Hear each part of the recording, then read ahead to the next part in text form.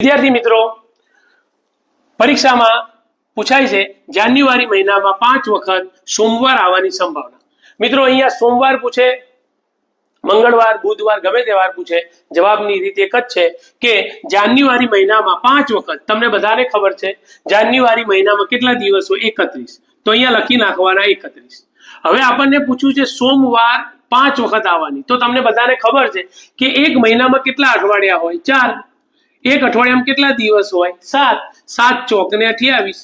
28 બાદ કરો, 31 માંથી 28 જશે તો કેટલા આવશે? 3 વધશે। તો અને નીચે કેટલા મૂકી દેવાના? 7। તો એનો જવાબ આવ્યો 3/7। નીચે તો 7 આવે કેમ કે એક અઠવાડિયામાં 7 દિવસ હોય છે। એ જ રીતે જૂન મહિનામાં પૂછે તો પહેલા તો આપણને ખબર પડવી જોઈએ જૂન મહિનામાં દિવસો કેટલા છે? 30 દિવસો। તો ઉપર લખી નાખવાના 30। શું પૂછ્યું છે? જૂન મહિનામાં 5 વખત રવિવાર આવવાની સંભાવના કેટલી? તો એ જ રીતે 30 અને એક મહિનામાં અઠવાડિયા કેટલા? 4। દિવસો કેટલા એક અઠવાડિયાના? 7। 7 ચોક 28। 30 માંથી 28 જશે તો કેટલા આવશે? 2।